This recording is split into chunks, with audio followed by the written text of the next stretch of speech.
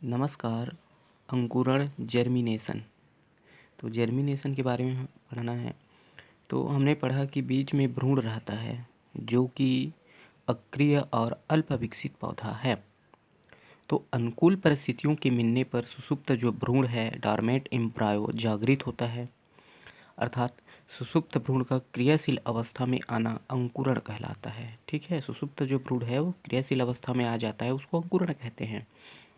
वृद्धि की क्रियाओं के समान अंकुरण भी एक अपरिवर्तनशील क्रिया है। ठीक है, फिर बीज के अंकुरण के लिए बाह्य कारक यानी एक्सटर्नल एंड इंटरनल कारक जिम्मेदार है। तो हम पहले देखते हैं बाह्य कारक, एक्सटर्नल फैक्टर। तो इसके अंतर्गत पहला आता है आर्द्रता, मॉइस्चर। तो बीजों के अंकुरण हेतु पानी एक प्राथमिक आवश्यकता है। इसके बिना जो अंकुरण है नहीं हो सकता, मगर इसके लिए बीज को पूरा पानी में डुबाकर रखना भी जरूरी नहीं है, क्योंकि इस अवस्था में उसे ओसजन ठीक से नहीं मिलेगी। बीजों को गीली नम जमीन में बोने से वे पानी अवशोषित कर लेते हैं और अवशोषण के कारक बीजों के जो उपस्थित भोजन सामग्री घुलनशील हो जाती है एवं प्रांकुर और मूलांकुर की ओर जाती है। ठीक है, फिर पानी के जो अवशोषण से जीव द्रव्य क्रियाशील हो जाता है। इससे शरीर वो क्रियात्मक क्रियाएं या जो अपनी जो जैविक एक्टिविटी है यानी फिजियोलॉजिकल प्रोसेस वो तेज़ी से होने लगती है इसका। फिर आता है आवश्यक जो तापक्रम है वो होता क्या है। आवश्यक तापक्रम के लिए जो जीव द्रव्य है वो जीव द्रव्य की क्रियाशील के लिए उचित ताप की आवश्यकता अंकुरण के लिए भी न्यूनतम एवं अधिकतम तापक्रम होता है, जिसके नीचे और ऊपर अंकुरण नहीं होता। अनुकूल जो तापक्रम पर ही अधिकतम अंकुरण संभव है। ठीक है, यानी तापक्रम के ऊपर नीचे होने पर वह अंकुरित नहीं हो पाता। यानी साधारण बीजों का अंकुरण 25 डिग्री सेल्सियस से 30 डिग्री सेल्सियस में होता है, मगर बीजों के स्वभाव पर इसमें भिन्नता पाई जाती है। जैसे और तीसरा कारक है ऑक्सीजन। जो तीसरा कारक हम देखते हैं, जो ये ऑक्सीजन है वो तीसरा कारक के लिए होता क्या है। तो श्वसन जीवन के एक प्रमुख लक्षण है। इस क्रिया के लिए O2 आवश्यक होती है। अंकुरण के लिए O2 की भी महत्ता और भी अधिक है, क्योंकि इस समय बीजों की क्रियाशीलता जो है सर्वोच्च शिखर पर होती है। इसके लिए अधिक ऊर्जा भोजन का जो ऑक्सीकरण है वो ऑक्सीकरण से विमुक्त ऊर्जा वो मिल सकती है। समुचित जो मात्रा में नहीं मिलने पर अंकुरण की क्रिया प्रभावित होता है। तो ये जो 3 कारक है, आर्द्रता है, आवश्यक तापक्रम है, ऑक्सीजन है। ठीक, तो इसके लिए ये जो अंकुरण है वो बहुत ज़रूरी है। ये इसका बाह्य कारक होता है। इसके बाद हम देखते हैं जो आंतरिक कारक है, जो इंटरनल फैक्टर होता है, ये इसके लिए अंकुरण के लिए वो क्या होता है।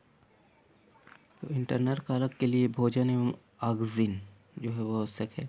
तो प्रत्येक बीज में विकसित होने वाले भ्रूण के लिए खाद्य पदार्थ एकत्र रहता है ताकि नए पौधे के विकास में कठिनाई ना हो।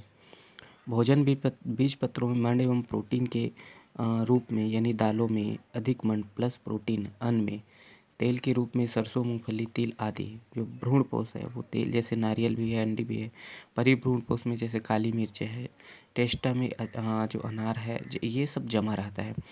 ऑक्सीजन वृद्धि में सहायक हार्मोन्स है। उसके बाद आता है सुषुप्त अवस्था का पूर्ण होना, यानी सुषुप्त जो अवस्था है उसका पूर्ण होने में क्या है, कुछ बीज अपने जो निर्माण के तुरंत बाद अंकुरित हो सकते हैं, किंतु अनेक ऐसे बीज हैं जिसमें निर्माण और अंकुरण के बीज का अंतराल होता है कुछ।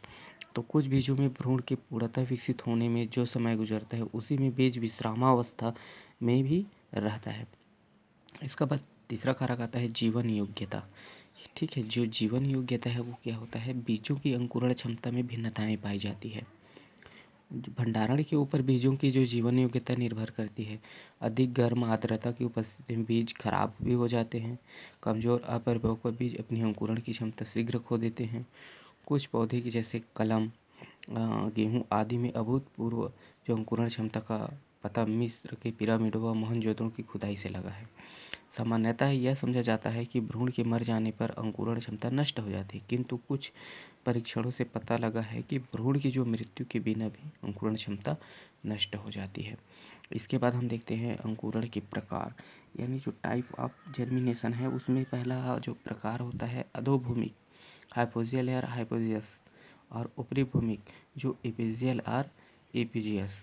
तो ये होता क्या है, ये देखते हैं कि हमारे जो ऊपरी भूमिक अंकुरण है वो अंकुरण प्रदर्शित करने वाले जैसे कुछ पौधे हैं, इसमें हैं जो ऊपरी भूमि की जो अंकुरण पैदा कर इसमें कुम्हड़ा है, सरसों है, इमली है, सेम है, अंडी है, प्याज है, पेपरोमिया आदि है जो ऊपरी भूमि अंकुरण प्रदर्शित करता है। ठीक, ऊपरी भूमि के जो प्रदर्शित करने वाले अन्य जो पौधे हैं उसमें जैसे द्विबीजपत्री अब्रूटपोषी होता है, उसमें चना है, मटर है, आम है, जो कटहल है। इसी प्रकार एक बीजपत्री फ्रूटपोषी है, उसमें धान है, मक्का है, गेहूँ है, नारियल है, खजूर है, सुपारी आदि है। इसके बाद हम देखते हैं जो सजीव प्रजता या जरायुजता।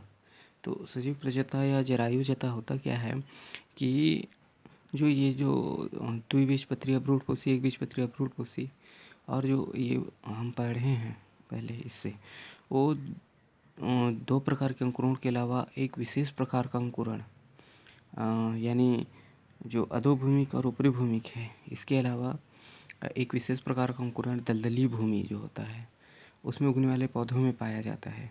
तो बीज का जो फल में लगे लगे मात्र जो पौधे से विलग हुए भी नहीं अंकुरित होना सजीव प्रजता कहलाता है। उदाहरण के लिए एबीसिनिया जो होता है, यानी वो जो पौधे के है वहीं पर जो बीज है उससे अलग हुए भी नहीं वो अंकुरित हो जाता है, जो फल लगे लगे ही अंकुरित हो जाता है।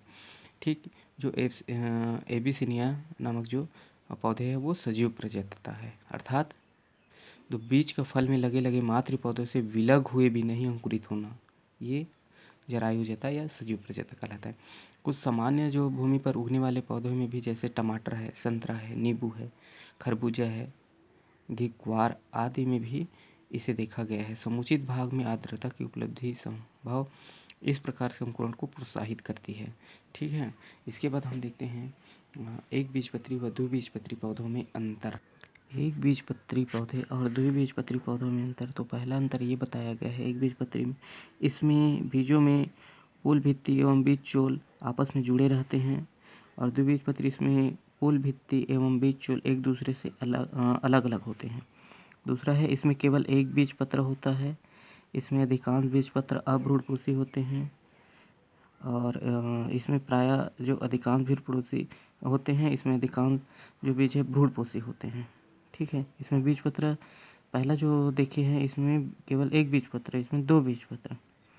चौथा देखते हैं इसमें खाद्य पदार्थ भ्रूणपोष में एकत्रित होते हैं, इसमें खाद्य पदार्थ बीजपत्रों में एकत्रित रहते हैं, है ना।